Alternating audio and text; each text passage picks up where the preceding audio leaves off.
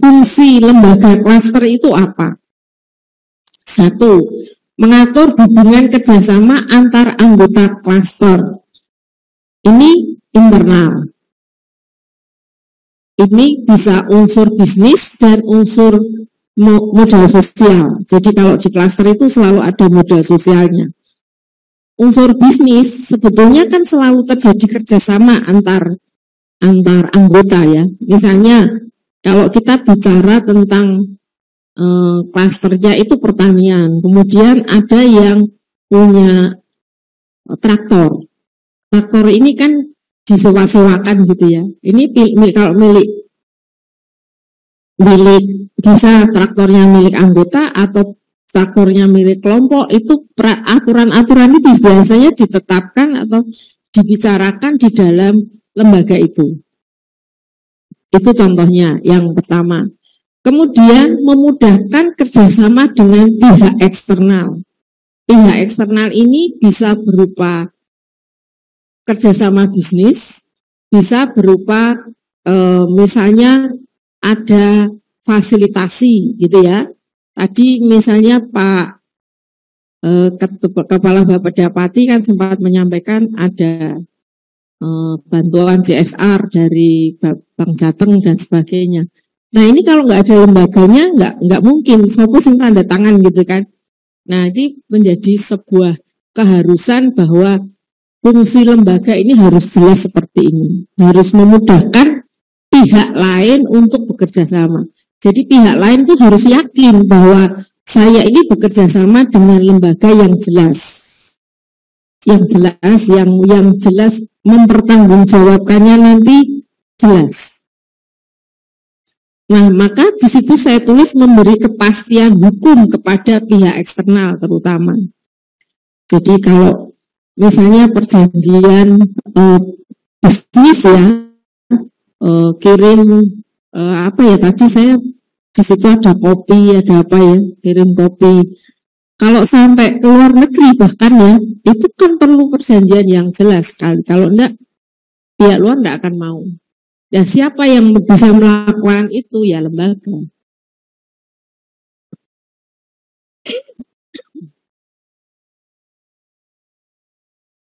Nah, sehingga di dalam lembaga, kalau saya menilai harusnya ada yang sifatnya software. Software itu yang apa ya, perangkat lunaknya, jadi aturan dan sebagainya. Hardware itu lembaganya. Itu harus ada dua-duanya. Supaya fungsi kelembagaan klasternya itu bisa berjalan. Baik, next. Oke. Nah, kemudian kita akan lihat akhirnya kalau kita lihat klaster itu jangan sebagai lembaga sosial lagi, lihatlah sebagai lembaga bisnis atau bukan lembaga teknis lagi ya. Kalau misalnya si klaster ini klaster yang awalnya dari teknis, misalnya klaster pertanian, klaster peternakan, klaster itu kan awalnya dari hubungan teknis using bantuan pupuk, ada apa itu kan teknis. Nah sekarang harus berpikirnya ke lembaga bisnis. Nah satu berarti harus menghasilkan keuntungan dan tercipta sustainability cluster. Jadi saya nggak tahu beberapa klaster yang sekian puluh tahun yang lalu kita berkumpul di sini itu sudah nggak nampak lagi gitu. Nah itu opo hilang, opo tenggelam ini menjadi pertanyaan. Saya tadi sempat ngobrol sama Mas Mustafa, konsumen di Wimbien yang ngendi yo, saya gitu. Nah, tapi sustainability cluster itu penting karena ini terkait dengan kesejahteraan anggota ya, bisnis. Jadi yang difikirkan oleh ketua klaster, ketua lembaga atau ketua klaster itu bisnis seharusnya. Jadi bisnis, enggak dosa loh, berpikir bisnis itu enggak dosa. Jadi supaya barang saya laku, itu yang pertama. bagaimana supaya produksi kita itu laku, supaya untung, supaya ini dan sebagainya itu harus terpikirkan. Inovasi apa yang harus dilakukan? Inovasi alat apa yang bisa dilakukan? Itu dilakukan bersama-sama di klaster sehingga bisa tercipta sustainability cluster. Jadi kalau saya kemarin tadi di judul saya tulis perkuatan kelembagaan klaster, maka titik inilah yang akan harusnya menjadi perkuatannya. Jadikanlah klaster atau lembaga sebagai lembaga bisnis. Jadi berpikir bisnis yang paling tidak sustainable. Jadi duitnya muter terus gitu ya. Jadi tidak untung sekarang, besok enggak lagi. Muter terus gitu. Supaya anggotanya itu ada. Jadi yang sering jadi keprihatinan ketika kami jadi juri di daerah itu adalah ketika misalnya klasternya pertanian.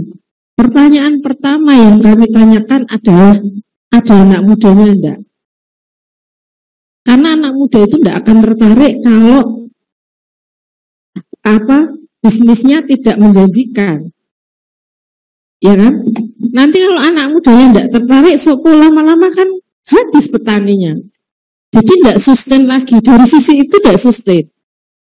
Itu ceritanya. Sehingga sustainability cluster itu harus dipikirkan. Nah, perkuatan lembaga cluster yang saya bicarakan ini mestinya ke arah sana.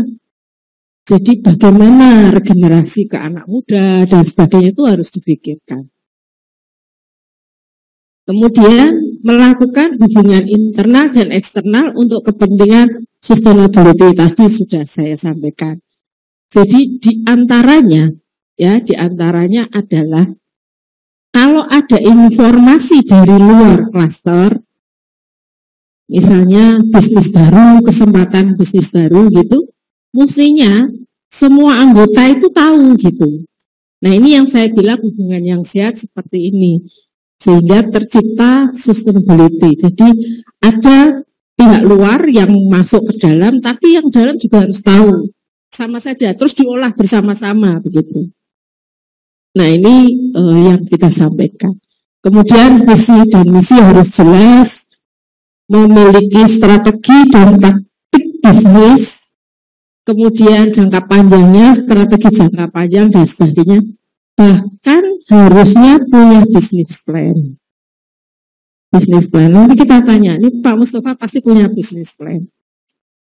Bisnis plan itu enggak harus maksudnya enggak harus sebagus bisnis plan-nya anak-anak kampus atau para cendekia dan sebagainya, tapi sederhana enggak apa-apa. Dan seringkali tidak diikuti 100%. Jadi dalam masa berjalannya pasti ada perubahan-perubahan, tapi itu seperti menjadi garis petunjuk ya untuk diikuti jalan hidupnya si klaster itu. Ini jadi kalau kita berpikir bahwa klaster harus dijadikan sebagai lembaga bisnis atau perkuatannya adalah perkuatan menjadi lembaga bisnis, maka 4 poin ini harusnya ada. Oke, baik. Next, Mas Alfian. Nah, sekarang peran pimpinan. Nah, saya ikuti perkembangan klaster dari tahun ke tahun, kemudian termasuk juga ketika melakukan penjurian dan sebagainya. Ternyata peran pimpinan lembaga klaster itu sangat besar. Jadi dia yang menjaga irama hidupnya klaster. Ada yang modelnya itu ure bareng itu maksudnya begini. Pokoknya bisnis saya jalan, jadi dia juga harus berpikir bisnis loh. Kalau enggak jalan. Bisnis saya jalan, bisnis saya teman-teman juga jalan. Ada yang berpikirnya saya dulu gitu. Nanti teman-teman belakangan. Ada yang pokoknya macam-macam gitu.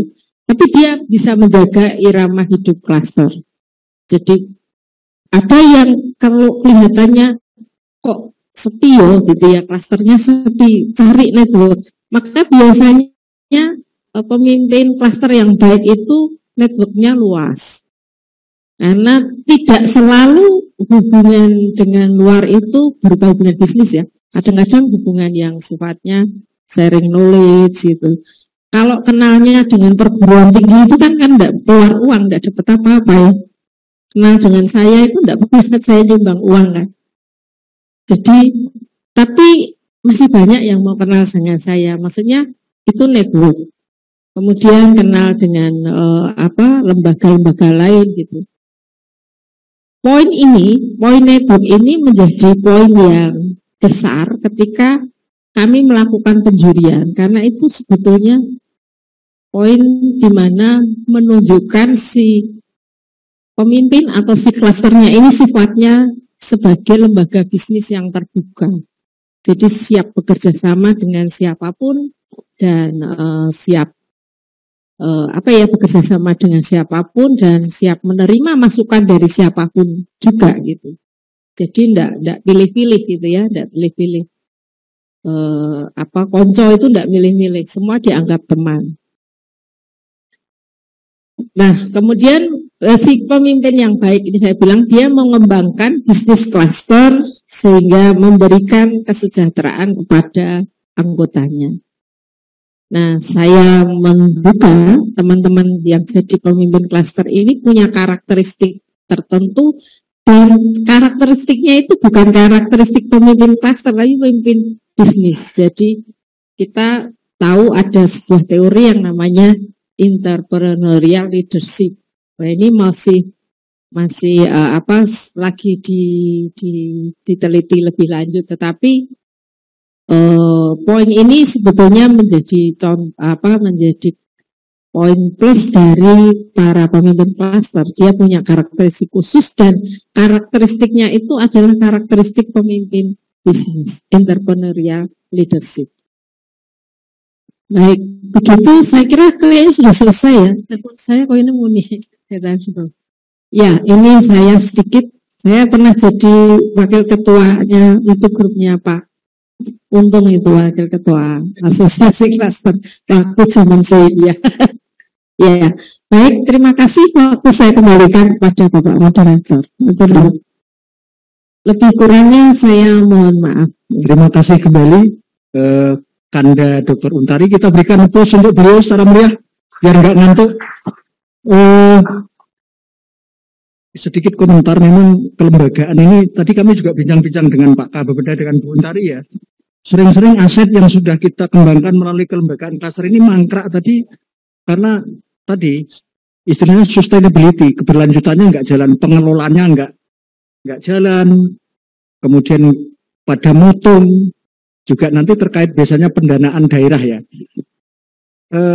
Ketika misalkan Pak Holi dan saya merancang satu program PU senilai 10 miliar begitu, ketika diserahkan ke Pak Bupati atau Pak Kepala Bapeda, bagaimana Pak siap-siap? Oh, ini kita serahkan proyek TPA, tempat pembuangan akhir sampah, satu paket 10 miliar. Tapi begitu jalan 1 tahun, pegawainya nggak kerasan karena hanya honor daerah dan sebagainya. Ini menyangkut sustainability juga. Jadi makanya di PU itu kadang ada, kalau di PU ada MCK, Monumen Cipta Karya itu banyak proyek-proyek yang mangkrak yang nilainya luar biasa. Klaster pun akan mengalami demikian dari 300 yang tadi disebutkan Pak Kepala Bapeda, Pak Budi tadi. Mungkin kalau kita teliti secara sisik melik, mungkin ada yang kelas atas, kelas menengah, kelas bawah. Ada kelembagaannya bagus, kemudian ada yang bagus usahanya, ada yang pinter nyari CSR macam-macam tadi. Nah, jadi saya sependapat tadi dengan beliau, kelembagaan ini penting dan juga untuk sustainability ini penting. Baik, selanjutnya saya minta saudara saya dari pedalaman Susuan yang sudah berasnya sampai ke Oman, Yaman ya, walaupun COVID tadi didiskusikan dengan Ibu Bapeda tadi, berasnya sudah sampai ke Oman, alhamdulillah tidak terpengaruh ke COVID. Kami persilahkan Yai Mustafa untuk bercerita pengalamannya membina klaster dari tahun DAL sampai sekarang yang hampir 20 tahun itu. Kami persilahkan. 20 tahun ini ya. Kami persilahkan. Ya. Assalamualaikum warahmatullahi wabarakatuh. Terima kasih kami hormati Bapak-bapak dan Ibu dan teman-teman senior ini guru besar saya ini. Nah, baik. Saya di sini di ketiban sampur tentang model pengembangan klaster. Nah, memang tentang klaster kami 23 tahun. Embrio tahun 98, tahun 2002 itu kami dapat SK dari FEDEP ya, 2002. Nah, setelah itu, kami badan hukum kan sampai hari ini, dan sampai hari ini kami masih berjalan gitu. Nah, kalau tadi disampaikan oleh Bu Untari prestasi-prestasi itu yang terakhir ini Bu, Renova Astra itu. Nah, itu tahun 2002. Nah, itu. Keluar masuk istana itu 5 kali saya. Bosen aku jadi. Bosen. Belum yang Asia Timur Raya gitu. Nah, tapi sebenarnya apa yang disampaikan Bu Untari memang betul. Kata kuncinya adalah kelembagaan. Dan pada dasarnya di kelembagaan di Republik ini akar rumput kelembagaan kalau ada proyek, kalau ada program, kalau enggak ya enggak jalan. Nah ini, jadi pengembangan klaster itu model. Saya kan diundang ke sini kon umuk nggih. Jadi saya suruh umuk tentang model pengembangan klaster yang kami lakukan sejak tahun 98. 23 tahun. Ini. Next, Mbak. Next. Nah, tadi sekilas info tadi sebelum berkenalan. Nah, kami Pak Mustafa itu dari Kabupaten Semarang. Sekalipun ini yang hadir dari Kabupaten Semarang ya tekon aku omai ngendi gitu. Jadi memang ya jarang ketemu. Nah, beda alami rotuk beda. Nah, itu pendahuluan. Jadi desain itu merupakan modal utama dalam ini, baik potensi SDA maupun SDM-nya. Nah, SDM itu harus mampu dituntut untuk mengelola SDA agar muncul sebuah produk unggulan. Kalau Bu Untari Pak Holi mengatakan OVO, one valid, one product. Kalau di tempat saya sudah OVO CEO, udah lebih dari OVO, one valid, one product, tapi one valid, one community untuk pengembangan inovasi. Kemudian oleh karenanya perlu dilakukan SWOT. Kami tahun 2000 itu melakukan strategic planning SWOT. Jadi potensi saya mengumpulkan 7 hari 7 malam untuk men-SWOT daerah lokal kami. Nah, karena di lokal kami itu naik aja Mbak, Mas.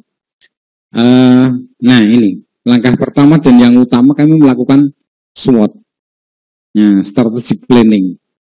Apa sih yang dimaui oleh petani itu, gitu? Karena kebanyakan di tempat saya ada petani. Nah, hasil SWOT itu kami sudah memiliki, kami rumuskan menjadi master plan untuk 50 tahun yang akan datang. Masih ada. Kemudian kami turunkan. Kami breakdown menjadi program-program jangka-jangka, ada jangka pendek, panjang, dan macam-macam lah. Dan itu harus disesuaikan dengan program-program itu disesuaikan dengan isu-isu aktual yang muncul, misalnya COVID, ya, kemudian ada bencana, kemudian, nah itu harus disesuaikan dengan itu. Tanpa itu ya nggak akan jalan. Nah, alhasil petani itu hanya mengatakan, gimana kalau bertani itu murah, gampang, tapi harganya mahal. Mumet kesirah nih Pak, karpe petani itu.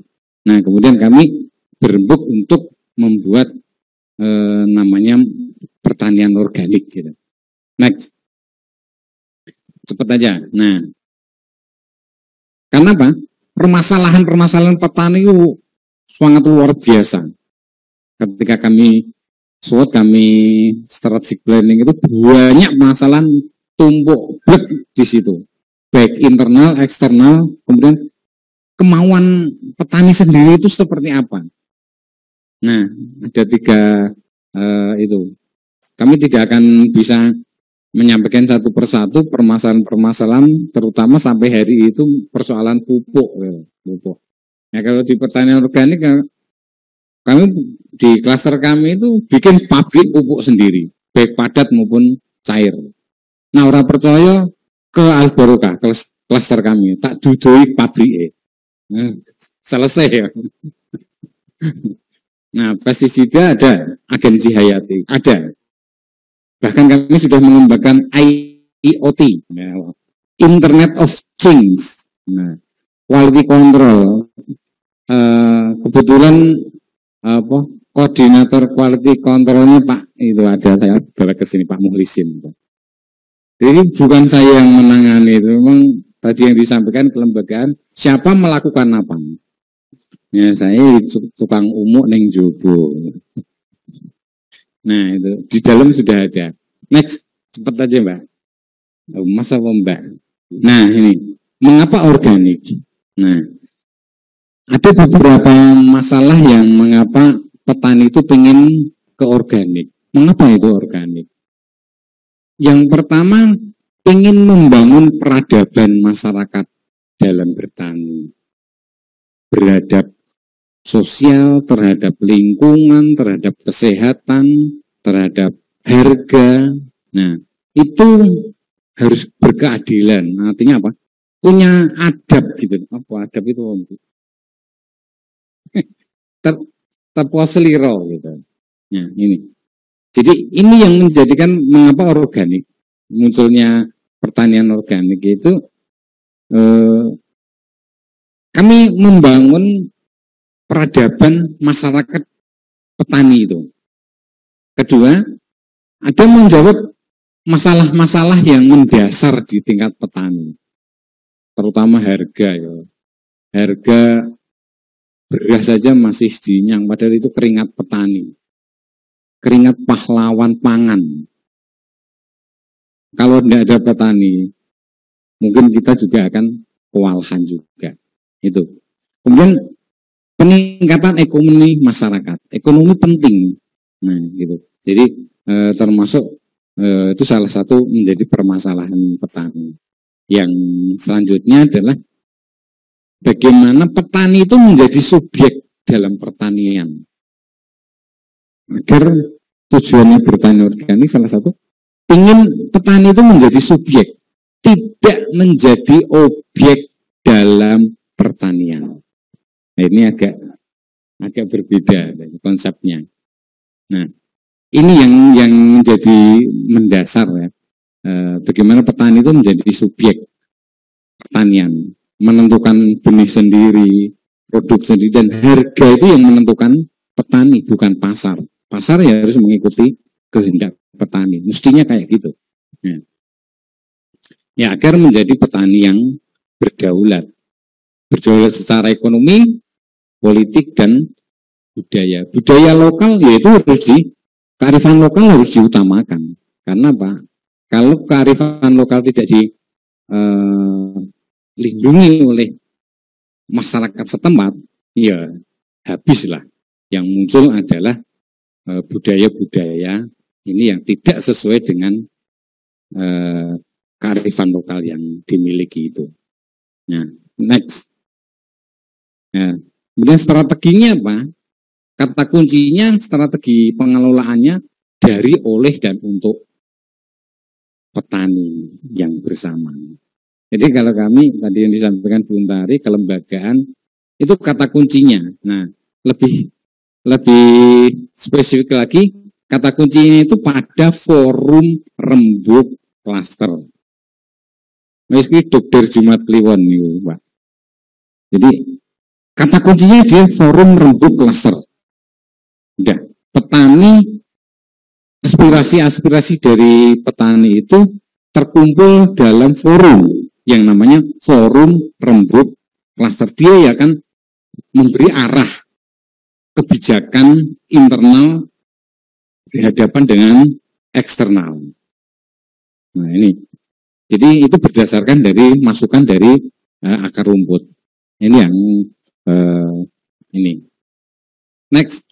Nah, tugas-tugas pengurus itu hanya 3. Tupoksi kepengurusan itu di klaster itu 3. 1 sebagai fasilitator, dia hanya menjadi memfasilitasi petani aja. Nah, FRK, forum rembuk klaster itu tak singkat dulu Pak Untung. Gus. Jadi forum rembuk klaster ya FRK. Nah, itu dia menjadi fasilitator, menjadi motivator kepada petani untuk menanamkan ideologi nilai-nilai keorganikan itu. Karena apa? Kalau mengorganikan lahan itu mudah, Pak. Betul, mengorganikan lahan itu mudah. Tersertifikasi itu mudah, bayar selesai. Tapi yang paling sulit bagaimana? Mengorganikan jiwa petani itu, membangun peradaban petani itu yang sulit sekali. Mana yang dum-duman pupuk kimia balik lagi ya, asli Republik kita itu kayak gitu petani kita. Nah, yang terakhir 3 itu sebagai komunikator. Forum rembuk klaster itu menjadi komunikator antara internal dengan eksternal, membahasakan bahasa petani kepada bahasa program, bahasa CSR, bahasa bank. Nah, ini yang sulit. Jadi kata kuncinya itu menurut saya di forum rembuk klaster. Nah, forum rembuk klaster ki orang-orang patik cetha ya. Klasternya ora cetha. Itu mesti bisa. Nanggone Pak Untung, Gus Untung iki kira-kira ya klasternya mbuh cetha mbuh ora iki. Saiki ora patik ning suarane. Ayo insyaallah. Nah, ketiga pilar fungsi dari forum rembuk klaster itu kepada anggota klaster. Jadi sebagai kelompok-kelompok memfasilitasi kepada kelompok-kelompok anggota menjadi problem solving agar anggota klaster itu produsen bisnisnya itu untuk menguatkan klaster itu sendiri. Jadi kekuatan klaster itu dimiliki oleh anggotanya, bukan pengurusnya. Karena apa? Pengurusnya orang ngurusi pasti akan jadi urusan. Nanti itu delok. Gitu Bu. Jadi orang guru ketua, sekretaris, orang tahu ngurusi pasti akan jadi urusan. Ya, bermasalah. Jadi klaster ora patik cetha. Next. Nah, oleh karena itu grand management cluster di klaster kami itu ada 2 sisi. Jadi sisi organisasi dan sisi ekonomi. Nah, gerakan organisasi itu membangun ideologi. Yang penting ideologi ini. Bahwa petani itu memiliki nilai-nilai transendental cluster. Itu dimiliki oleh petani dan sak pengurusnya.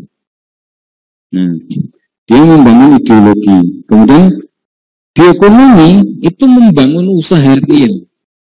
Saya kira istilah pemerintah itu kelompok tani ya. Kelompok tani kena orang dua usaha.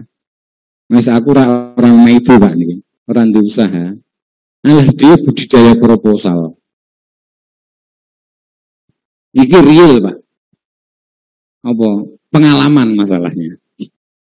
Jadi kelompok orang dua usaha real, dia budidaya proposal. Kemudian yang kedua, ini pun kenal apa-apa nyatanya ngono. Kemudian membudidayakan masyarakat. Ini tugas forum Rembu Klaster itu memberdayakan masyarakat. Untuk apa?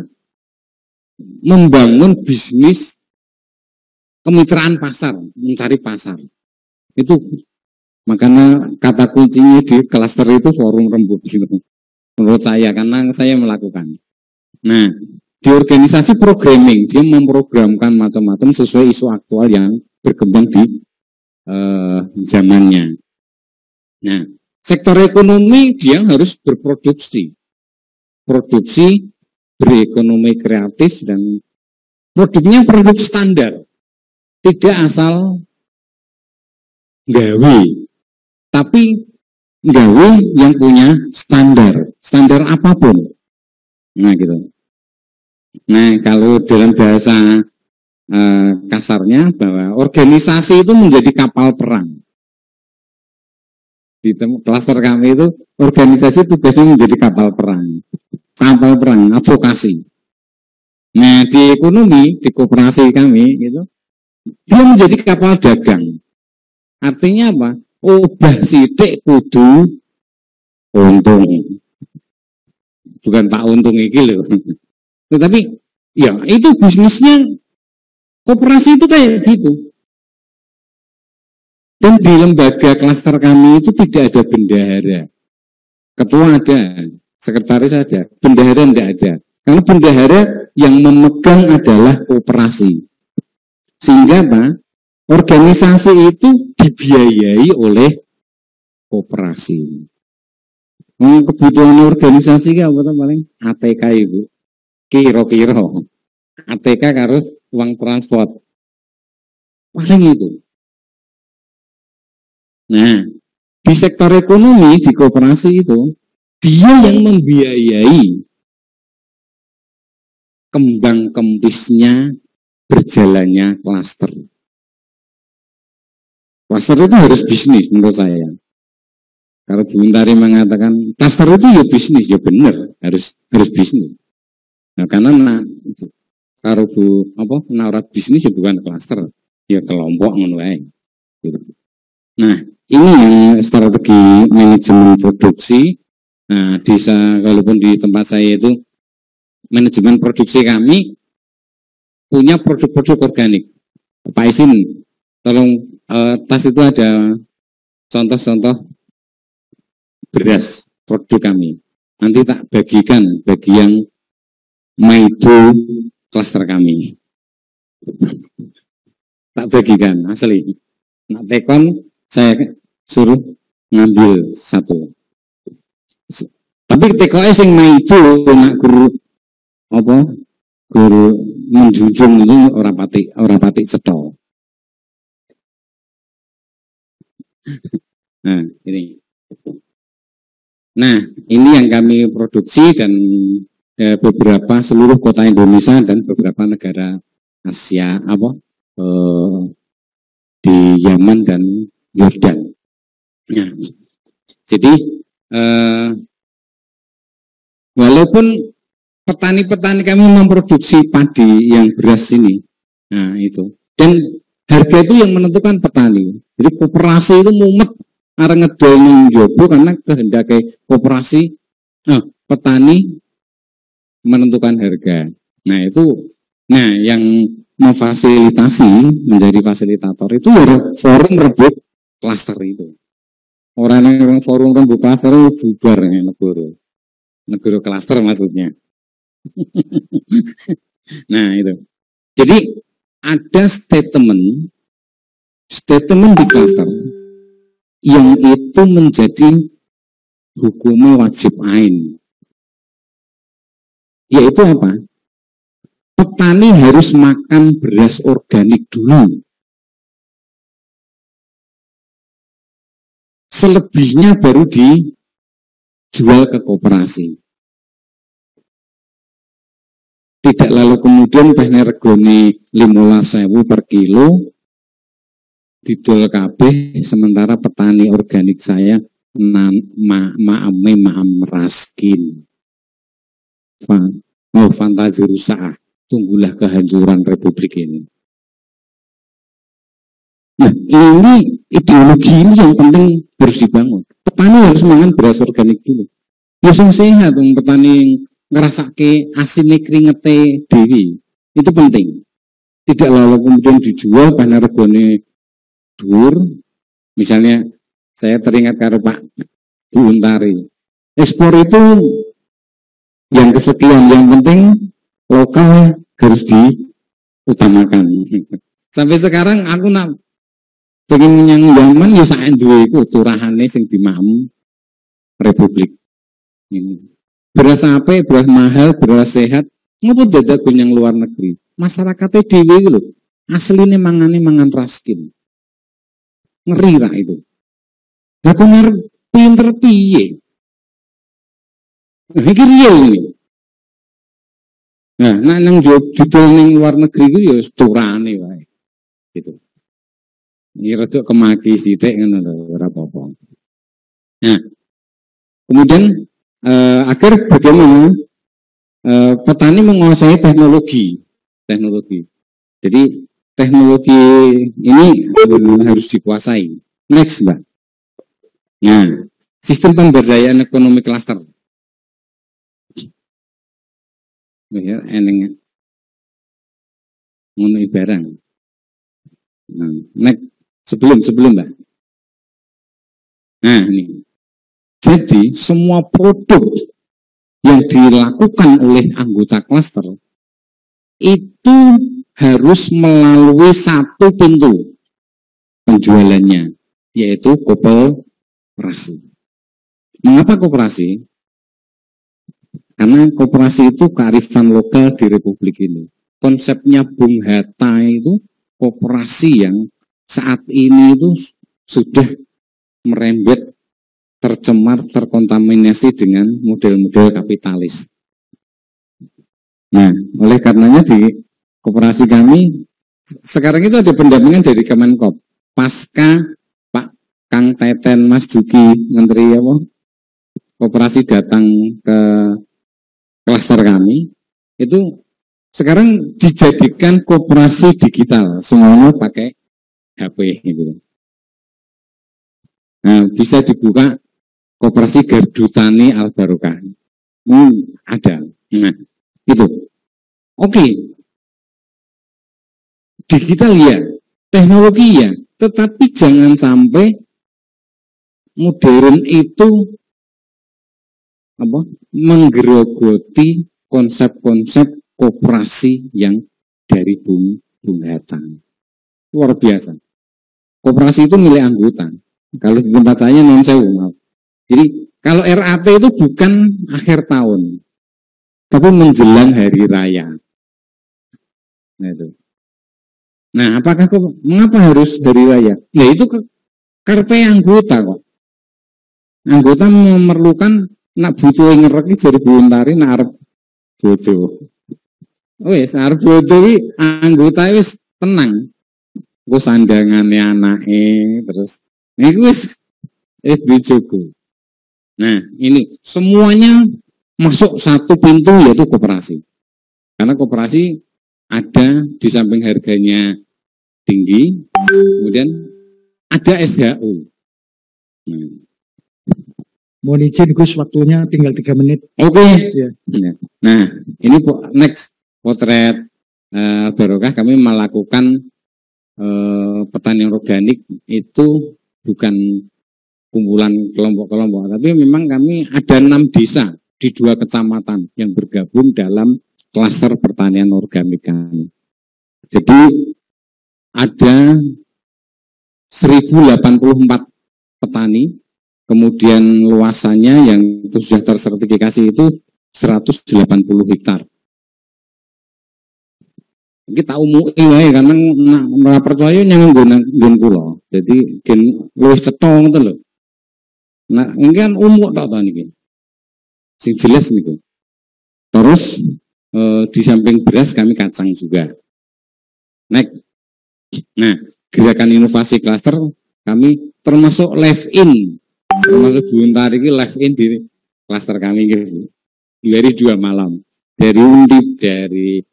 Nah, mengapa kami mitra dengan perguruan tinggi? Karena salah satu pengembangan klaster itu yang memiliki teknologi itu menurut kami perguruan tinggi.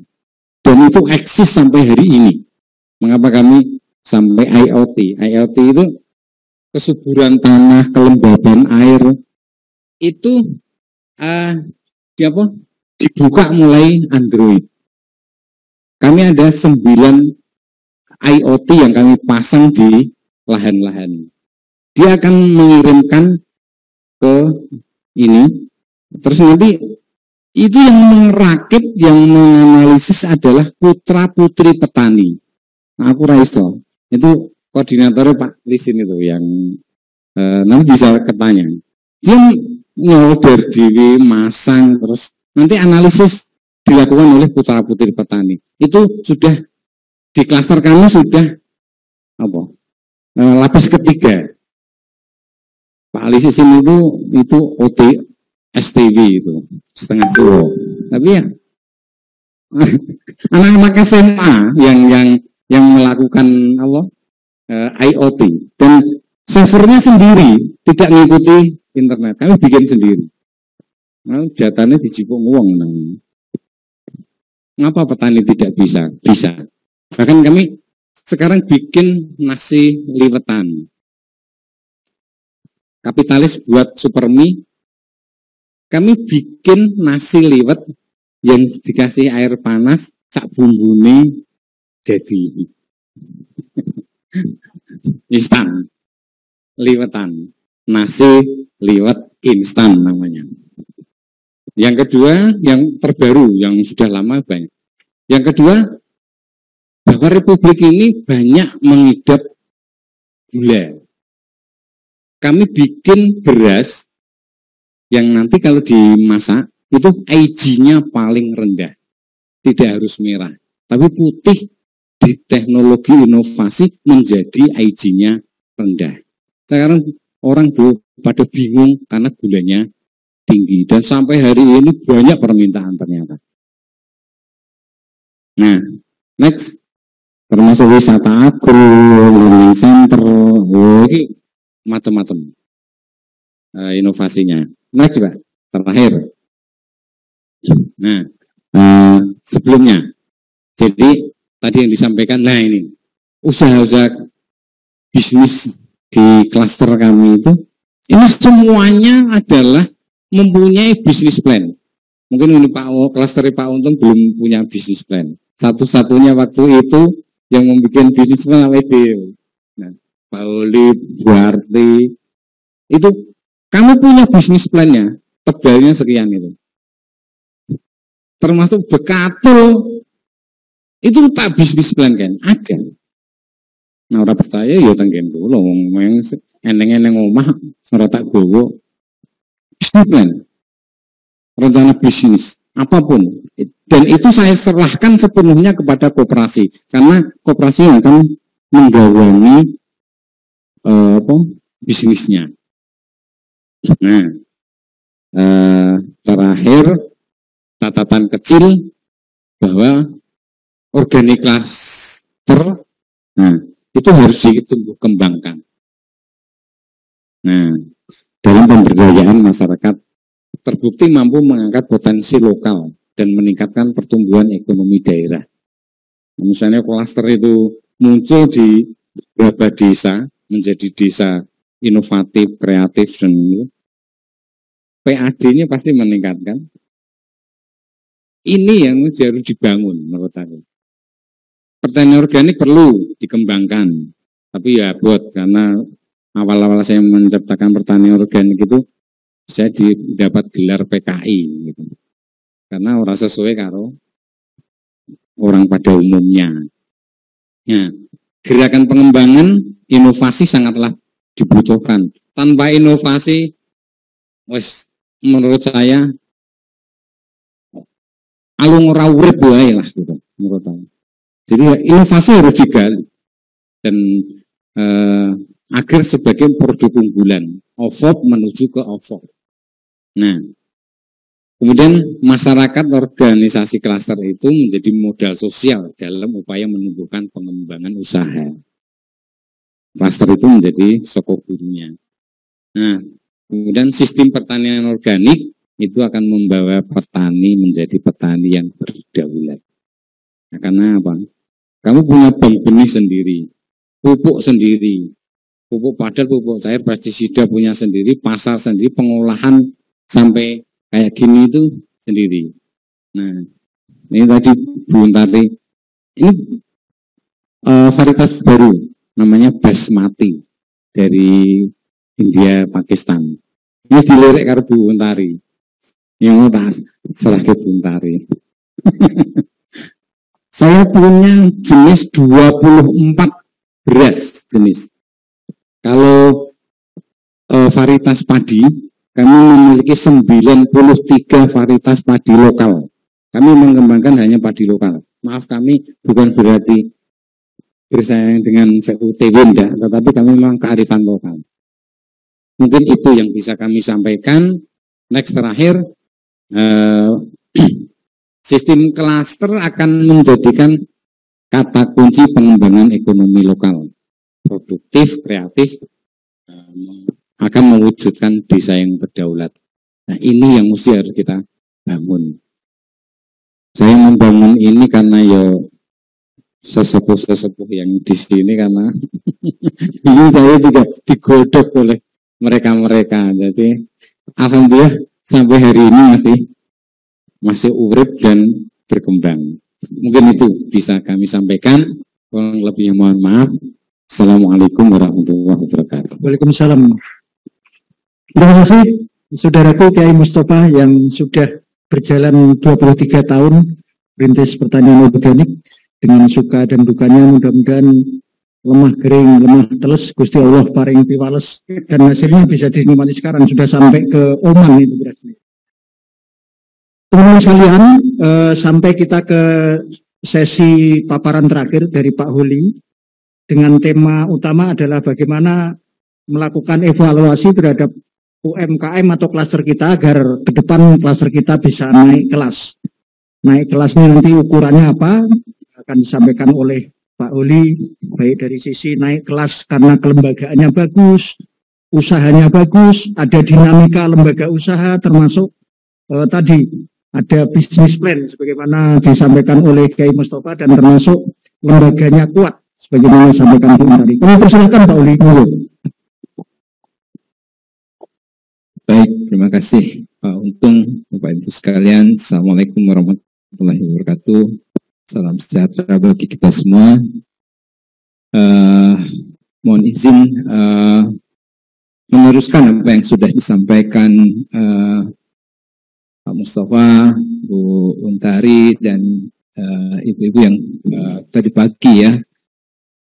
Kalau boleh jujur, sebenarnya kita yang di perguruan tinggi sebenarnya belajar dengan Pak Mustafa sebenarnya gitu ya.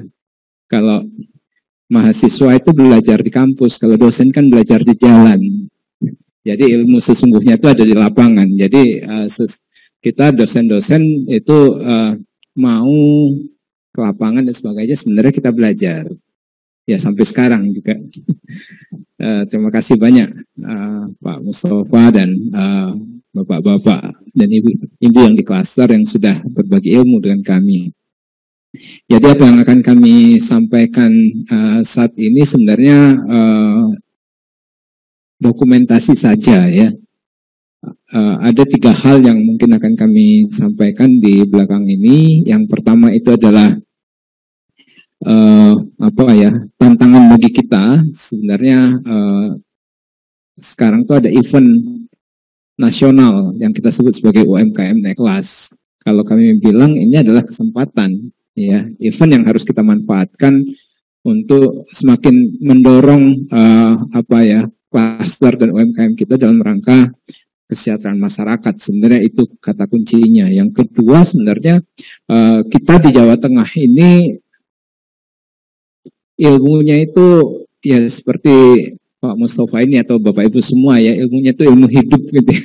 Akumulasi pengalaman. Jadi kalau dibaca di buku juga mungkin nggak banyak ditemukan, tapi datangi orangnya, datangi klasternya, itu akan lebih informasinya akan lebih banyak. Mau yang cari di lapangan ke klasternya, mau cari di pemerintahan datangi seperti pagi tadi Pak Muhtar dan sebagainya, kan sebenarnya sudah banyak ilmunya gitu ya. Itu kami percaya itu akumulasi, dan itu yang lalu turun temurun sampai sekarang. Tidak terasa sudah 2 dasawarsa kita sudah mencoba membangun klaster secara fokus ya. Sebelumnya memang sudah ada, tapi itu secara fokus. Nah, yang ketiga sebenarnya nanti kami akan coba menyampaikan dokumentasi profiling klaster yang ada di Jawa Tengah dalam rangka menjawab tantangan naik kelas ya. Seperti apa? Jadi sebenarnya profil itu adalah profil Bapak Ibu sekalian juga gitu ya, yang informasinya dikumpulkan oleh teman-teman dari Bapeda. Kalau mungkin Bapak Ibu dari VEDEP atau dari kabupaten kemarin, terima kasih banyak sudah mengisi form isian dari Bapeda Jawa Tengah gitu ya. Nah, dari situ kami mencoba menampilkan seperti apa profil kita sekarang dalam rangka menghadapi UMKM naik kelas ini ya, yang diharapkan. Boleh lanjut? Ya, sebelum itu ya, jadi kalau saya katakan kalau UMKM naik kelas ini adalah program nasional. Jadi Presiden kita sendiri sudah mencanangkan tentang UMKM naik kelas ini, dan ini tidak hanya di tingkat presiden. Kalau Bapak Ibu masuk ke kementerian, Kementerian Koperasi, Kementerian Industri dan sebagainya, BRIN itu sebutan UMKM naik kelas itu ada di mana-mana, bahkan sampai ke tingkat provinsi. Boleh selanjutnya. Bahkan Pak Ganjar juga sudah menyatakan. Jadi kalau kami katakan ini adalah program nasional, event yang sangat baik yang bisa kita manfaatkan untuk mendorong pengembangan UMKM kita gitu ya. Walaupun sama ini sudah kita lakukan. Nah, ini untuk bisa naik kelas, maka yang harus kita pahami sebenarnya adalah bagaimana kondisi kita saat ini dan bagaimana dia profil yang seperti apa yang bisa kita sebut sebagai naik kelas gitu ya. Itu yang pertama. Dan yang kedua tentu saja kesempatan program-program pemerintah ini yang lalu mungkin boleh kita gunakan dalam rangka mendorong bisnis atau usaha klaster itu menjadi lebih baik. Dan yang ketiga tentu saja bukan hanya program pemerintah, banyak sekali tadi sudah disampaikan program CSR, jadi mandat itu sampai ke BUMN, perusahaan daerah, bahkan sampai ke private sector, perusahaan-perusahaan besar diminta mengerahkan CSR-nya untuk mendorong menjadi lokomotif UMKM ini. Bahkan kalau Bapak Ibu kemarin mengikuti acara G20 itu menjadi salah satu poin communicate dari B20 ya, Business 20 itu adalah pengembangan UMKM. Pesan pengembangan UMKM itu menjadi salah satu program dari pesan G20 di Bali kemarin gitu ya. Jadi ini bukan hanya program Indonesia tapi juga internasional. Baik, silakan. Silakan lagi. Nah, ini adalah profiling cluster. Jadi database cluster ini sebenarnya ini adalah bagian ya. Karena kalau cluster itu kami pikir secara fungsional pasti banyak sekali, tapi klaster yang kita gambarkan di sini adalah klaster binaan pemerintah daerah. Jadi di tiap daerah itu ada klaster binaan. Tahun 2018 kalau tidak salah jumlahnya 217 ya. Dan ini sifatnya memang dinamis. Sangat ditentukan dari keunggulan lokal dari tiap kota kabupaten ya. Pasti akan ada spesifikasi. Kalau tertarik data detailnya boleh tanya dengan Bapeda ya, detailnya. Mungkin juga kalau perlu verifikasi atau validasi, oh ternyata klasternya bukan itu lagi, ya monggo silahkan. Tapi kemarin juga kita sudah menyebarkan kuesioner dari Bapeda dan itu sudah diisi oleh Bapak Ibu sekalian. Kami terima kasih banyak. Silakan lagi. Nah, kalau dilihat sejarahnya yang sudah disampaikan Bu Untari tadi kan sebenarnya kita mengembangkan klaster ini kan sebenarnya secara fokus itu kan sejak tahun 2000 ya, di tahun 2000 itu setelah kita krisis moneter, krisis ekonomi, lalu ada pendampingan dari GTZ ya, GIZ dulu GTZ gitu memberikan dukungan, lalu disebut dikembangkan yang namanya forum dialog pengembangan usaha. Nah, forum dialog pengembangan usaha itu lalu didorong di tingkat kabupaten disebut FEDEP, di tingkat provinsi kita sebut sebagai FBSD, di tingkat lokal di klaster kita sebut sebagai forum rembuk klaster. Jadi sebutan itu sudah kita kembangkan sejak lama ya, sejak hampir 2 dasawarsa. Jadi makanya kami pikir pengetahuannya juga terus menerus ya. Yang penting itu sebenarnya meneruskan ilmu ini ke anak-anak muda sekarang, Pak. Terus menerus. Jadi sejarahnya juga sudah ada. Jadi supaya akumulasi pengetahuan itu menerus sehingga UMKM terus dipromosikan gitu ya. Dan banyak pilot-pilot yang sudah didorong ya itu. Silakan. Jadi tahun berapa Bu kita buat ini Bu? 2005.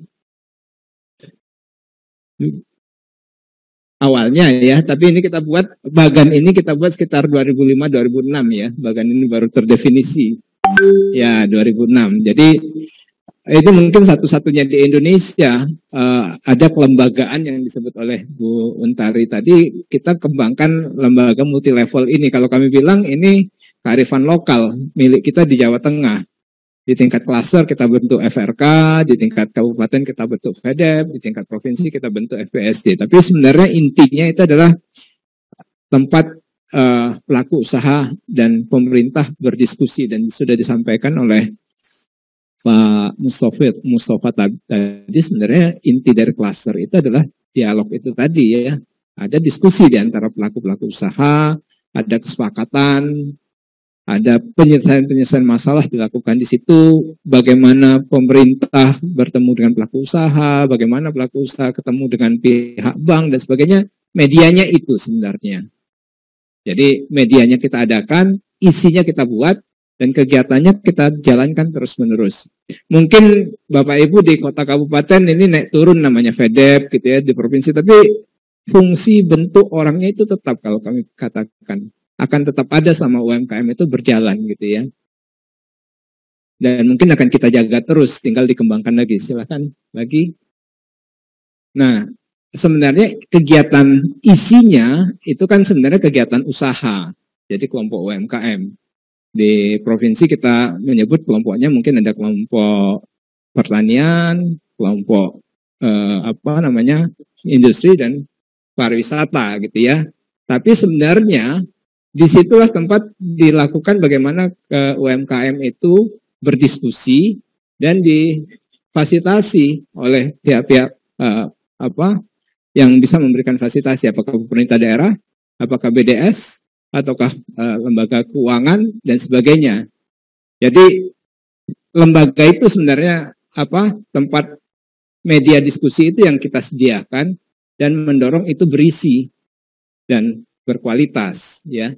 Dan ini yang kita dorong terus. Disitulah tempat UMKM dapat mengembangkan kelembagaannya menjadi lebih profesional. Silakan lagi. Definisi ini bukan definisi dari teori ya.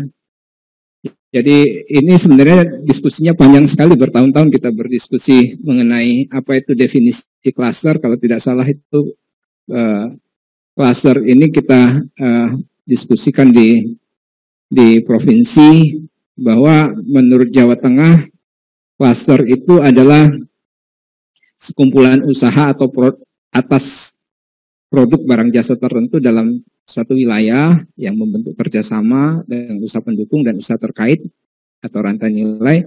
Tentu saja tujuannya untuk menciptakan efisiensi kolektif berdasar kearifan lokal guna mencapai kesejahteraan masyarakat. Ini definisi ini kita rundingkan ya seperti ini ya. Ya diteruskan saja, artinya boleh ditambah, boleh dikurang, tapi ini adalah common knowledge ya, pengetahuan kita bersama seperti itu. Jadi pada prinsipnya sebenarnya ada usaha tertentu yang berkumpul dalam suatu wilayah tertentu yang saling berhubungan satu sama lain. Karena mereka berhubungan satu sama lain, lalu ada efisiensi kolektif di situ, dan di situ juga lalu ada dukungan-dukungan dari pemerintah dan juga pelaku usaha yang lain, sehingga rantainya dari proses bahan baku sampai hasil akhir itu bisa menimbulkan eksternalitas ekonomi yang lebih baik ya. Silakan lagi. Nah, ini sebenarnya kalau tidak terbaca sebenarnya yang coba kita rumuskan bagaimana suatu klaster bisa naik kelas. Kalau dalam teorinya di beberapa bahan bacaan klaster naik kelas sebenarnya dapat dikaitkan dengan scale up bisnis ya. Scale up bisnis itu ada 3 komponen yang paling utama dari beberapa bahan bacaan yang kami baca. Jadi proses kenaikan skala usaha itu bisa diindikasikan klaster itu pendapatannya meningkat. Pendapatan meningkatkan itu pasti dari usaha yang lebih baik, bisnis berjalan, produknya laku, kira-kira seperti itu. Yang kedua, volume produksinya meningkat. Jadi hal tersebut bisa meningkat karena produknya laku ya. Dan yang paling penting sebenarnya bagi kita sendiri kalau di Jawa Tengah itu memberikan kemanfaatan bagi banyak masyarakat itu diindikasikan dengan serapan tenaga kerja yang lebih baik. Jadi 3 komponen itu yang mungkin jadi kata kunci yang kami usulkan ya. Pendapatan meningkat, volume produksi meningkat, pekerja meningkat. Beberapa faktor yang mempengaruhinya itu disebutkan dari beberapa sumber adalah kebijakan pemerintah, kapasitas SDM sendiri, kemudian ada strategi. Nah, strategi ini ada strategi internal dari klasternya dan ada strategi eksternal. Kalau internal kan terkait dengan bagaimana pengelolaan kelembagaan dan sebagainya, sudah dijelaskan Pak Mustafa tadi, tapi yang eksternal itu bagaimana klaster itu dapat bekerja sama dan juga melakukan pemasaran keluar. Jadi itu jadi penting. Jadi klaster itu ada kalau produknya laku kan. Jadi akses pasar itu jadi kata kunci. Pada akhirnya itu bisa memberikan kesejahteraan bagi masyarakat. Baik. Nah, selanjutnya ini yang mungkin akan kami sampaikan profiling yang sudah kami dapatkan. Jadi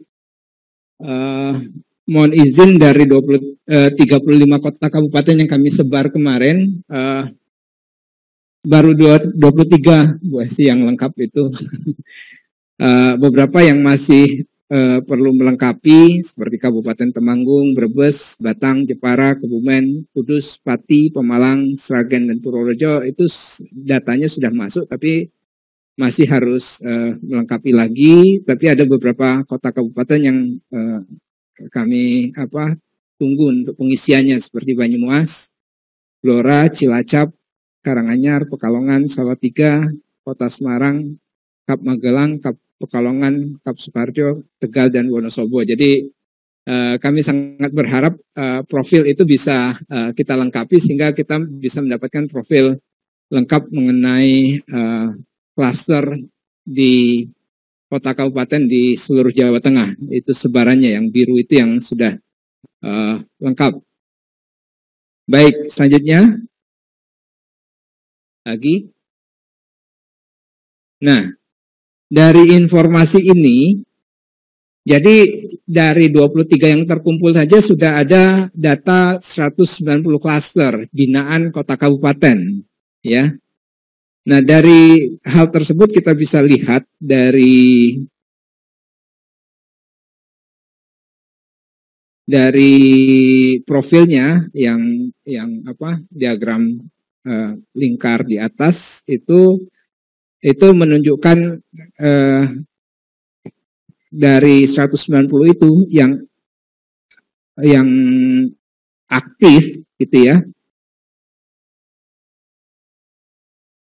Itu yang memiliki badan hukum itu hanya 17,37%. Jadi tadi yang disampaikan oleh Bu Untari tadi yang siap betul-betul untuk berbisnis secara profesional gitu ya. Punya PT atau punya koperasi gitu, bisa berbisnis secara profesional. Sisanya ada 65,79% itu baru SK Bapeda, ya SK Pemda gitu. Sisanya lagi 16,84% itu belum memiliki badan hukum dan juga mungkin belum juga memiliki SK dari Bapeda. Jadi ini yang jadi tantangan kita. Jadi dari keseluruhan itu memang yang betul-betul formal itu belum sampai 20%. Itu yang memang jadi tantangan kita. Dan kalau kita petakan apa yang menyebabkan klaster aktif tersebut, jadi komponen-komponen yang paling penting dalam klaster itu bisa menjadi aktif itu satu, ada aktivitas bisnisnya tentu saja, ya. Itu paling penting. Yang kedua, anggotanya aktif. Jadi banyak klaster-klaster itu nggak berkembang, itu karena anggotanya nggak aktif. Belum ada diskusi, dialog yang baik antara anggotanya di situ. Yang ketiga itu adalah pemerintah daerah. Jadi dukungan pemerintah daerah itu jadi kata kunci dalam pengembangan klaster. Dan yang keempat, ini adanya modal sosial. Jadi kekeluargaan, hubungan kemasyarakatan, hubungan kekeluargaan antar pelaku usaha itu menjadi kata kunci klaster itu menjadi aktif. Jadi ini bukan kata kami, ini kata Bapak Ibu sekalian yang mengisi formulir yang kita sebarkan kemarin ya. Jadi 4 kata kunci tersebut: aktivitas bisnis, keaktifan anggota, peran pemerintah daerah, dan modal sosial. Jadi silakan Bapak Ibu yang ada di klaster boleh melihat apakah 4 komponen ini sudah ada dan cukup baik atau belum. Silakan lagi. Jadi nah ini tentang naik kelasnya ya. Jadi naik kelas itu kita ukur dari 3 hal tadi. Ya. Jadi klaster itu naik kelas kalau pendapatan per tahunnya naik. Klaster itu naik kelas kalau jumlah tenaga kerjanya bertambah. Klaster naik kelas itu kalau skala produksinya meningkat. Jadi 3 komponen tadi ya. Dan coba kita lihat, ternyata dari 190 klaster itu rata-rata itu yang naik kelas itu baru 59 atau 30%-nya, 30,94% yang naik kelas. Masih sekitar 70%, 69,06% atau 131% itu klaster belum bisa kita golongkan naik kelas. Karena belum memenuhi ketiga kriteria ini tadi. Jadi indikasi klaster naik kelas itu, nah ini yang menarik bahwa kenaikan pendapatan, berdasarkan kenaikan pendapatan itu baru 38,52%. Jadi klaster naik kelas karena pendapatannya meningkat, itu baru 38%. Namun, klaster yang naik kelas berdasarkan tenaga kerja meningkat itu baru 23%.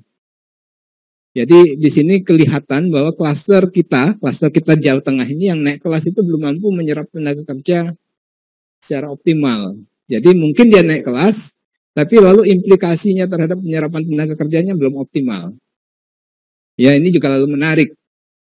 Naik kelas pendapatannya 38%, tapi yang menyerap tenaga kerja meningkat itu baru 23%. Ini jadi kata kunci juga gitu ya dalam ini. Jadi perluasan lapangan kerja UMKM naik kelas itu masih perlu didorong untuk meningkat. silakan sekali lagi.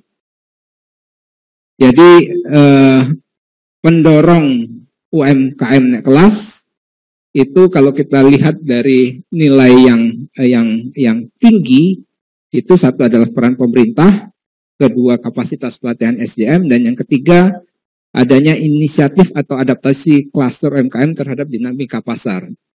Itu berdasarkan survei yang kita sebar kepada 190 klaster UMKM. Nah, ini yang mungkin kami boleh tampilkan bahwa kabupaten-kabupaten ini yang memiliki nilai pendorong yang bagus terhadap klaster naik kelas. Kabupaten Wonogiri paling tinggi 4,63, kemudian Klaten, dan kemudian Temanggung. Ini yang 3 teratas ya. Di bawahnya masih banyak lagi, tapi kami tampilkan 3 yang teratas. Jadi boleh diteliti lagi kenapa ketiga kabupaten ini memiliki pendorong yang baik gitu ya.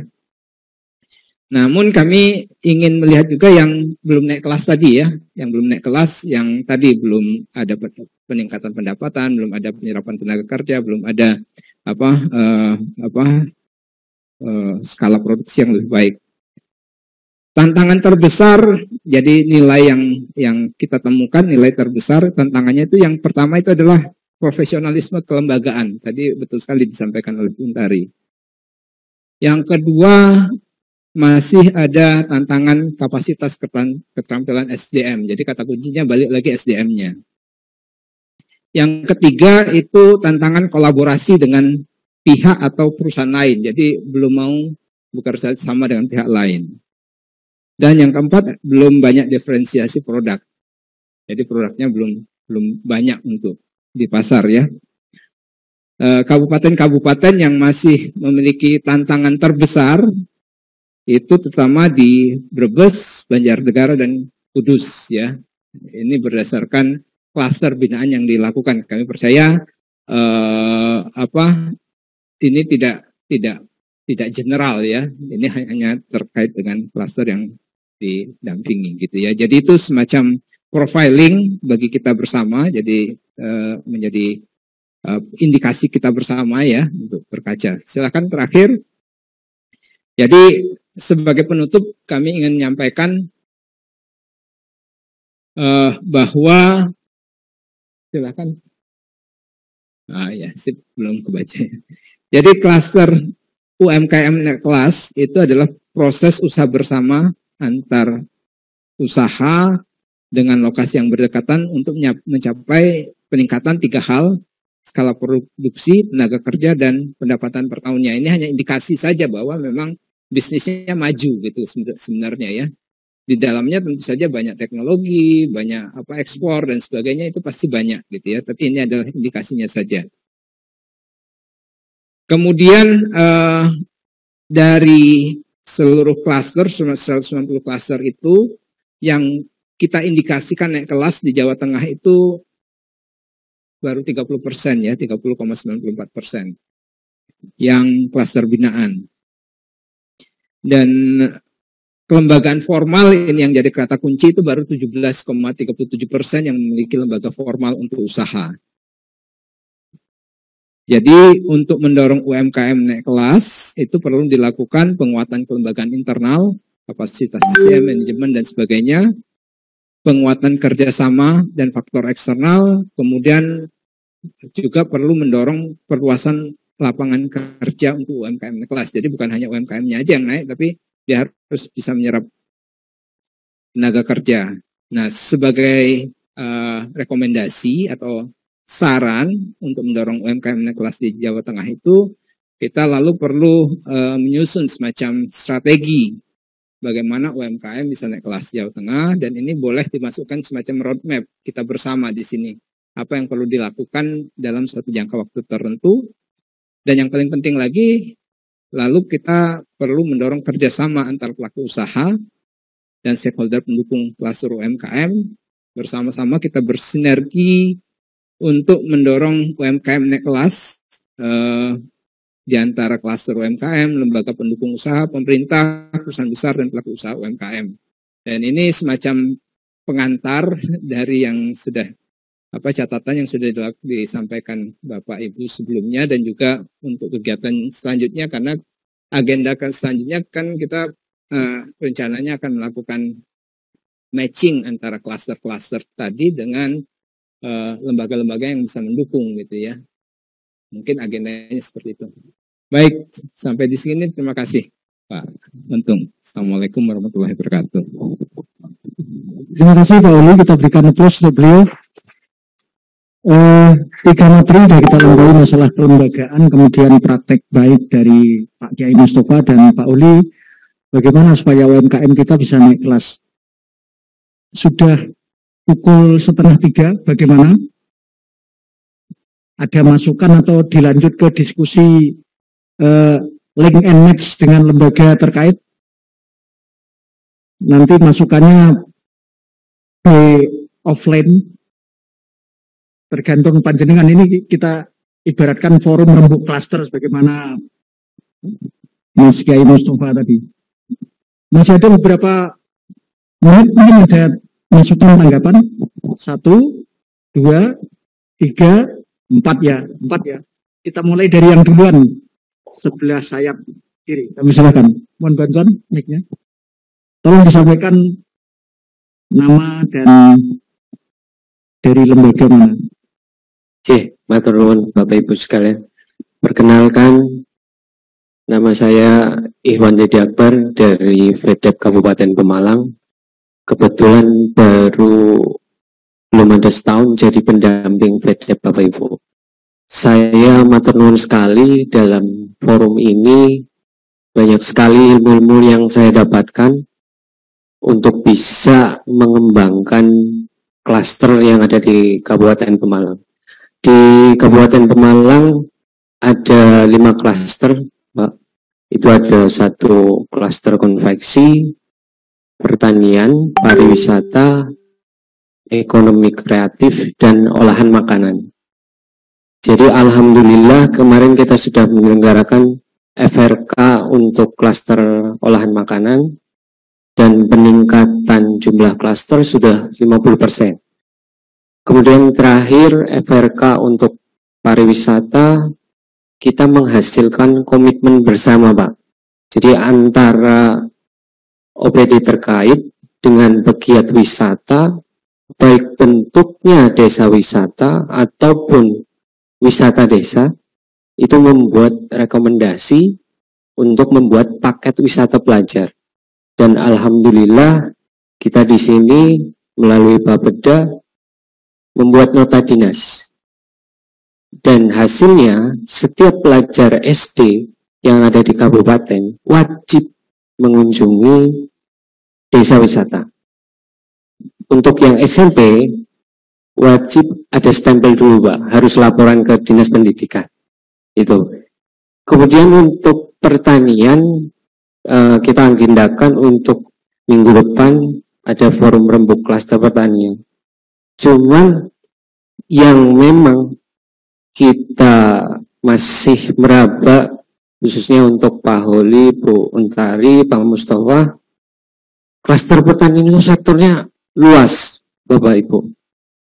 Kita di Pemalang ada mangga, ada nanas madu milik Pemalang, kemudian ada padi. Yang saya pertanyakan, apakah kelompok-kelompok ini bisa dikembangkan menjadi klaster baru atau kita buat semacam unit? Itu yang menjadi pertanyaan saya. Kemudian yang kedua untuk Pak Mustafa, perbedaan beras sehat dengan beras organik itu apa Pak? Saya masih bingung ini Pak. Jadi kemudian kita agendakan untuk ekonomi kreatif juga minggu depan kita segera menyelenggarakan forum rembuk klasternya, dan kebetulan ini yang saya pakai adalah hasil daripada klaster konveksi ini dari Pemalang, batik Arta Kencana. Jadi kita udah produksi massal dan ada paket wisata edukasi batiknya. Mungkin itu saja dari saya. Sekian, wassalamualaikum warahmatullahi wabarakatuh. Waalaikumsalam. Terima kasih Mas Iwan dari Pemalang. Selanjutnya, ya, kami silakan.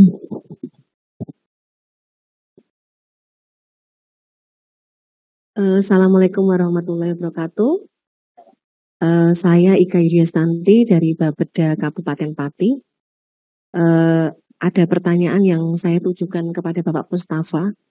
Tadi kalau nggak salah Pak Mustafa bercerita tentang keterlibatan putra-putri petani nggih, dalam hal pengembangan klaster pertanian organik lah. Saya ingin tahu bagaimana cara Bapak Mustafa itu untuk mengajak putra-putri dari anggota klaster itu untuk mau aktif ke dalam kelembagaan klaster. Karena terus terang kami pribadi selaku yang mendampingi teman-teman klaster itu kesulitan mengajak untuk kaum milenial itu untuk hadir bersama Bapak Ibunya itu dalam FRK. Kemudian untuk Bu Utari dan Pak Holi terkait pendampingan roadmap ataupun pendampingan bisnis plan, monggo Bapak Ibu kalau mau berkenan hadir di Pati, karena kebetulan dari 9 klaster di Kabupaten Pati itu ada satu yang sudah berbadan hukum, itu terkait produk klaster kopi, tetapi memang seperti Pak Holi dan Bu Utari kelihatannya gampang ya, tetapi ternyata ketika implementasi pendampingan di lapangan, kami bersama Dinas Teknis pun kebetulan ketika kami melakukan inisiasi koperasi menika menggandeng Dinas Perdagangan Perindustrian dan Dinas Koperasi UMKM untuk melakukan pendampingan teknis. Tetapi luar biasa, dari 2020 SK koperasi itu akte notaris turun sampai dengan tahun 2022 ini mendorong mereka melakukan RAT itu susahnya luar biasa. Gitu. Jadi kami berkali-kali berkoordinasi antara dinas koperasi, Dinas Perdagangan Perindustrian dan Bapeda itu bagaimana supaya aktivitas ekonomi di klaster itu bisa muncul secara formal dan dijalankan secara terus-menerus. Itu mungkin perlu kami di Bapeda dan teman-teman di Kabupaten Pati itu diberikan pencerahan oleh Bu Utari dan Pak Holi mungkin ada pendampingan langsung ke Kabupaten Pati. Selain koperasi, kami itu di klaster makan ringan seperti tadi disampaikan Pak Kepala Bapeda juga mencoba untuk melakukan usaha bersama. Tetapi itu pun ibarat istilahnya keragaman SDM itu tidak bisa cepat berjalan, harus step by step. Apalagi tadi Bu Utari ngendikan bahwa harus ada bisnis plan di teman-teman klaster lah. Mungkin nanti dari pihak akademisi bisa memberikan pendampingan ataupun motivasi langsung ke Kabupaten Pati. Ngaten Bapak Ibu, terima kasih. Wabillahi taufiq wal hidayah. Wassalamualaikum warahmatullahi wabarakatuh. Waalaikumsalam. Lanjut. Ya. Terima kasih. Selamat siang. Saya Agus dari Batang, perwakilan dari klaster. Ini pertanyaan saya khusus buat Pak Mustafa aja nih. Saya tertarik banget. Betul apa yang dikatakan Pak Mustafa bahwa kekuatan klaster itu ada di FRK. Saya mengakui itu Pak, betul lah. Itu. Yang ingin saya tanyakan, kiat Bapak mengajak teman-teman petani biar pindah ke organik itu kan, waduh luar biasa susah Pak. Satu-satu harus menghadapi, aku nandur kok gibi payu gitu Pak. Itu saya ingin tahu jurus-jurusnya Pak. Yang kedua, yang membedakan beras organik dari Asal Barokah itu dengan beras organik lain itu apa Pak? Yang bikin brand Bapak bisa beda itu apa Pak? Gitu aja Pak dari saya Pak. Terima kasih. Wassalamualaikum warahmatullahi wabarakatuh. Waalaikumsalam. Yang terakhir tadi sebelah kanan. Ya.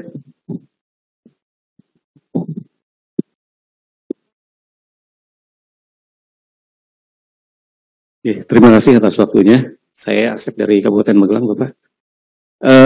Mungkin pertanyaan pertama untuk pembicara yang pertama, Ibu. Yang pertama yang saya tanyakan terkait dengan apakah klaster itu harus berbasis spasial? Karena kalau di Magelang itu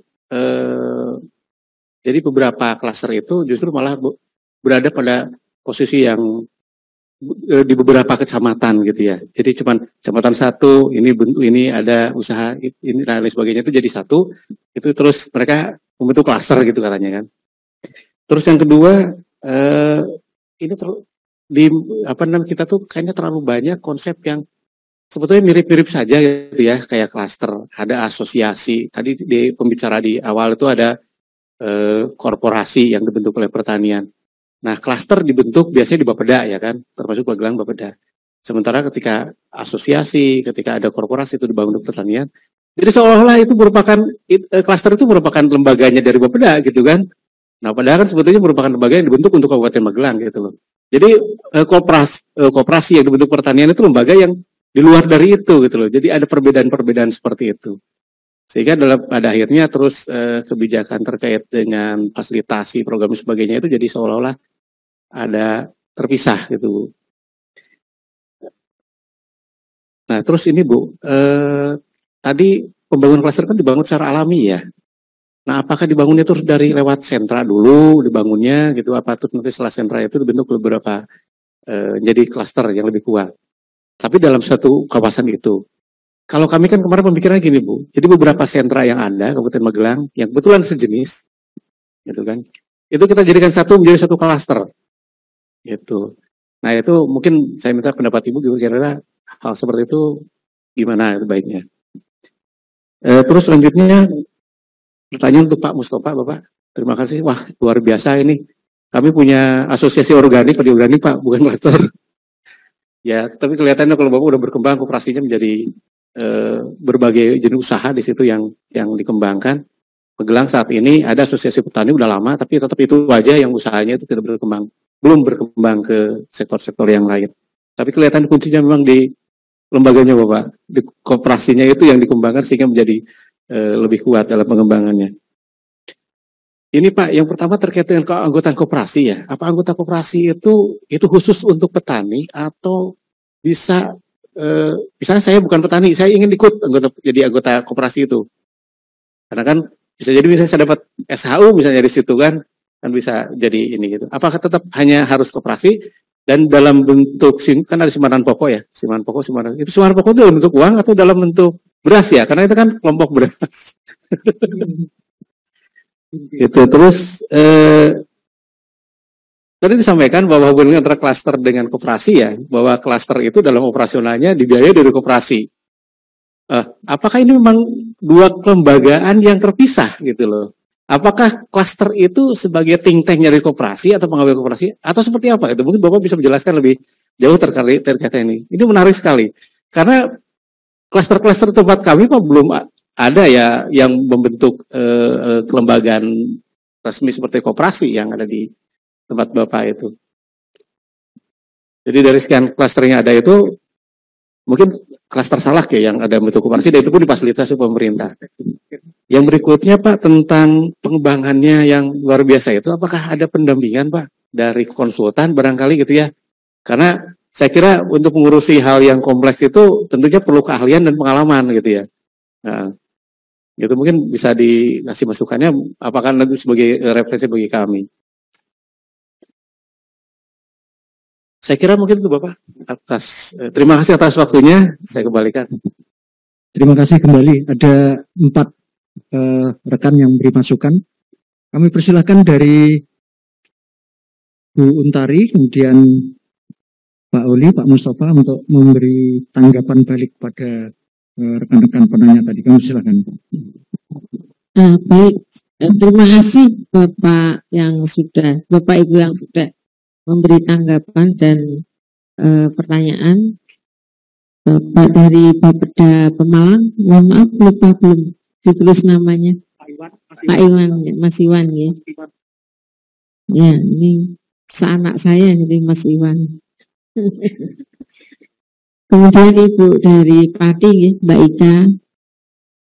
Terus Bapak dari Magelang yang saya namanya. Oh Pak Asep ya.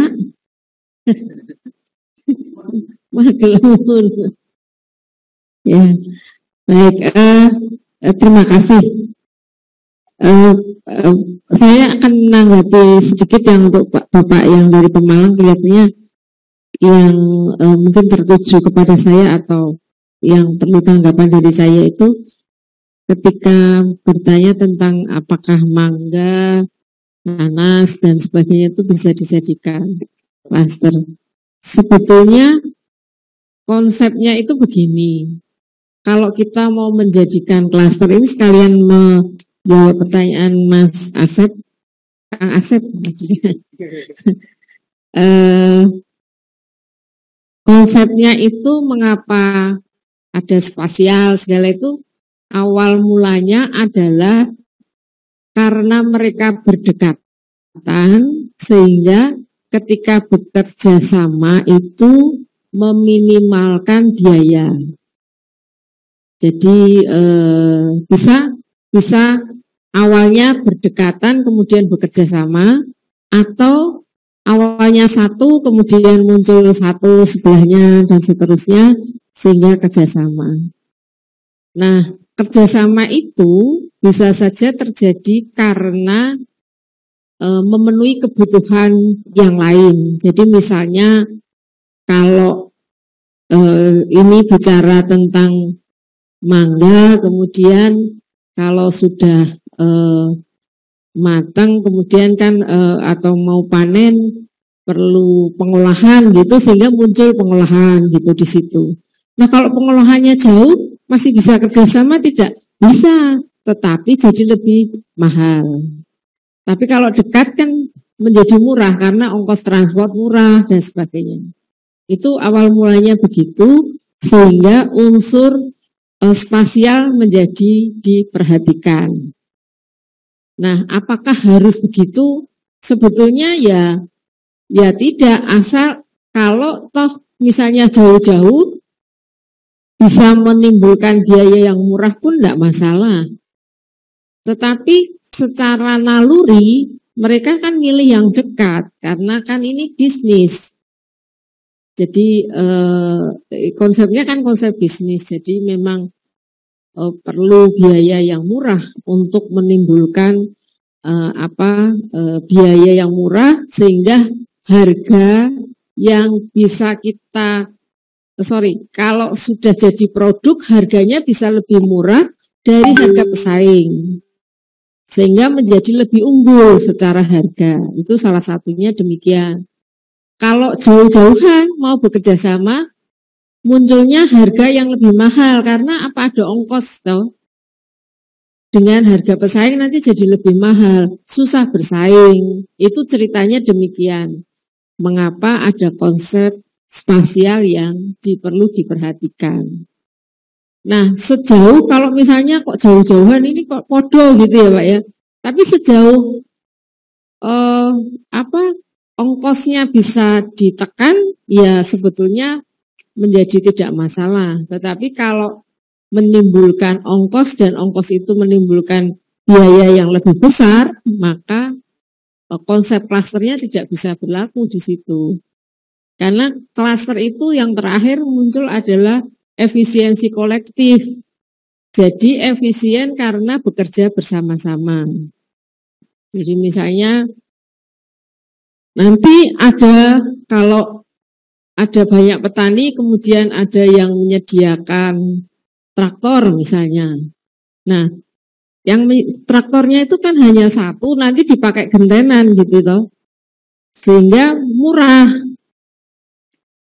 Kalau mahal itu kalau setiap petani harus punya satu traktor. Nah, ini yang kita bilang efisiensi kolektif. Nah, kemudian tadi Pak Asep bilang ini sejarahnya apa alamiah? Awalnya alamiah Pak Asep. Karena secara alamiah kan gitu. Oh, kok akeh petani di situ. Aku tak beli traktor, dari salah satu beli traktor gitu ya. Kebutuhannya apa? Mereka saling melengkapi sehingga muncul klaster tadi secara alamiahnya. Nah, konsep alamiah ini yang kemudian ditiru, diaplikasikan karena bagus. Diaplikasikan misalnya sengaja Bapeda bikin klaster karena apa? Ini embrionya ada kan gitu. MDO-nya ada, misalnya apa, produknya sejenis dan sebagainya. Jadi awalnya memang sejarahnya lama itu dari sesuatu yang alamiah tadi Pak. Di Italia, di India dan sebagainya itu secara alamiah. Tapi ketika diteliti loh mereka kok bisa bahkan bisa menyaingi industri besar ya. Kalau di Italia itu mereka otomotif itu bisa menyaingi pabrik otomotif yang besar karena mereka di tempat yang berdekatan, saling bekerja sama dan sebagainya. Itu konsepnya. Nah, sekarang di era environment dan sustainability, konsep cluster ini menjadi penting lagi, lebih penting. Karena apa? Minimnya transportasi. Jadi kalau Bapak Ibu pernah mengenal adanya SDGs, environment dan sebagainya, itu kan kita bilang kita meminimumkan footprint, jejak apa gitu ya. Nah, itu timbulnya dari mana? Dari adanya transportasi antara lain, karena kita bergerak itu pakai minyak. Minyak kan dari bumi. Jadi sampai ke sana akhirnya nanti. Tapi ini gladrah Pak. Gladrah. Tapi manfaat klaster itu memang sampai ke sana. Jadi dugaan saya dalam 10 tahun yang akan datang, klaster ini akan menjadi jago lagi karena mereka termasuk Pak Mustafa ini menjadi pionir dari gerakan sustainability bumi. Karena meminimumkan sebetulnya bukan pencemaran tapi meminimumkan footprint ya, istilahnya apa pokoknya sumber daya alam kita itu tidak dikeruk habis-habis karena adanya keterdekatan antara mereka. Ini 10 tahun yang akan datang pasti akan menjadi isu besar dan klaster akan menjadi pionirnya. Oleh karena itu ini Bapak pendamping ini, Bapak Ibu pendamping ini calon pendamping pionir. Ya luar biasa. Baik, saya kira itu. Kemudian Bu Ika ya mengenai bisnis plan. Kalau kita bicara bisnis memang penting bisnis plan. Jadi artinya jangan waton bundung istilahnya ya. Kalau waton bundung itu nanti kan kalau kata Pak Mustafa SWOT-nya enggak ada. SWOT itu kan kita enggak tahu kelebihan, kelemahannya. Antara lain itu opportunity-nya apa, ancamannya apa. Nah, kalau atas dasar itu bisa kemudian disusun perencanaan bisnis step by step. Meskipun tadi catatan saya dan mungkin juga Pak Mustafa nanti bisa berkesaksian, jalannya itu tidak selurus dari rencana yang dibuat karena memang namanya rencana, pasti kan ada prosentase toleransinya ya ketika itu. Tetapi kan kalau segala sesuatu direncanakan dengan baik, apalagi ini bisnisnya kelompok, maka kan kalau yang satu tidak tahu, yang satu tahu karena ada panduannya. Panduannya itu dalam bentuk bisnis plan tadi. Itu ceritanya mengapa ini menjadi penting gitu ya. Nah, saya tidak tahu, mungkin kalau tadi Bu Ika menyebut tentang pendampingan dan sebagainya, mungkin bisa dibicarakan dengan Bapeda Provinsi ya untuk program itu. Saya kira itu dan mungkin ada yang belum terjawab. Sudah ya? Oh ya, ya. Terima kasih saya berikan ke Pak Oli. Ya.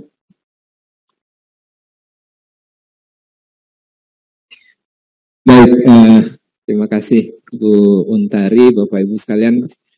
Mungkin melanjutkan apa yang sudah disampaikan oleh Bu Untari tadi, terutama untuk pertanyaan dari Pak Iwan dengan Bu Ika tadi ya. Kalau kita berbicara klaster kan sudah disampaikan oleh Bu Bu Untari tadi, sebenarnya kenapa disebut cluster itu karena dengan berdekatan dia lebih menguntungkan, kira-kira seperti itu. Tapi kalau sebenarnya kalau kita bicara dalam konsep ekonomi kan sebenarnya itu adalah kerjasama bisnis. Secara umum kalau antar usaha itu melakukan kerjasama kan menguntungkan. Nah kalau dia lalu terikat dalam satu wilayah itu baru kita sebut sebagai cluster. Tapi sebenarnya tadi disampaikan oleh Pak Asep sama dengan apa namanya organisasi koperasi atau apa, ya betul Pak, kerjasama bisnis. Tapi kalau disebut cluster itu karena kerjasamanya dilakukan karena dia berdekatan satu sama lain gitu. Itu sebenarnya ide atau konsepnya gitu ya. Dengan berdekatan tadi sudah disampaikan oleh Bu Untari akan bisa lebih menguntungkan. Dengan berdekatan supplier mungkin bisa bawa barang satu truk terus dibagi-bagi ke pengusaha, kan lebih murah. Dengan berdekatan mereka kalau mau ekspor cukup satu kontainer bawa keluar, itu kan lebih menguntungkan.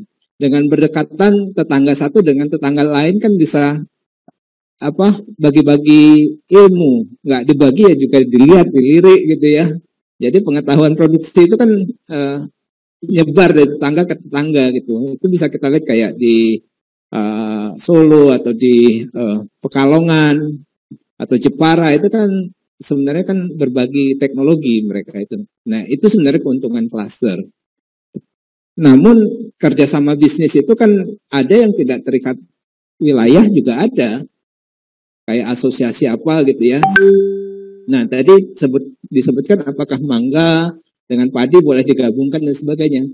Selama itu bisa menimbulkan efisiensi kolektif, itu boleh Pak. Tapi kalau enggak ya, ini yang kadang-kadang suka jadi salah persepsi di pemerintah daerah gitu ya. Untuk memudahkan semuanya disebut klaster gitu ya. Ya itu hanya sebutan, tapi bukan fungsinya gitu. Kalau kita sebut sebagai fungsi, klaster itu adalah kalau ada keuntungan karena berdekatan itu. Kalau dia sebenarnya tidak ada kerjasama di antara mereka, ya sebenarnya ya belum klaster gitu ya. Kira-kira seperti itu. Tapi kalau mau jadi sebutan formal ya, ya silakan saja ya. Tapi sebenarnya konsepnya tidak demikian gitu.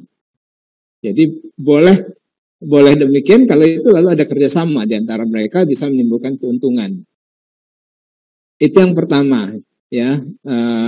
Dengan berdekatan mereka bisa meningkatkan economic of scale, skala ekonominya menjadi lebih besar, bahkan bisa bersaing dengan perusahaan besar.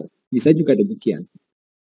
Nah, kaitan dengan Bu Ika tadi, sebenarnya kalau mana yang duluan, sebenarnya ada satu bagan yang nggak kami sertakan di sini, ada kerangka kerja PEL, Bu, kerangka kerja pengembangan ekonomi lokal. Itu dulu konsep dari Bappenas tahun 2006, tapi juga kita kembangkan bersama. Nah, stage yang paling pertama, kalau kita ingin mengerjakan cluster, bukan mungkin di sana sudah ada produk unggulan dan sebagainya, boleh ya. Tapi tahap yang paling pertama, apa yang harus disusun, apa yang harus disiapkan itu kelembagaan, Bu. Jadi bukan produknya dulu, kelembagaan. Produk mungkin ada, potensi ada, tapi kalau nggak ada kelembagaan percuma. Jadi kelembagaan yang paling pertama. Bisa nggak dibentuk kelembagaan? Kalau kelembagaannya nggak bisa dibentuk, susah buat klasternya itu. Karena prinsip klaster itu adalah kerjasama di antara pelaku usaha, itu yang pertama. Nah di dalam kelembagaan itu ada satu kata kunci juga, leadership, kepemimpinan, tadi sudah disampaikan oleh Bu Untari. Kalau di dalam klaster itu tidak ada kepemimpinan, ya susah juga buat kelembagaan. Tadi sudah disampaikan, sudah dibuat akte notaris dan sebagainya kan nggak jadi juga gitu ya. Ternyata bukan suratnya yang penting, tapi ada yang ngomandoi apa enggak gitu loh.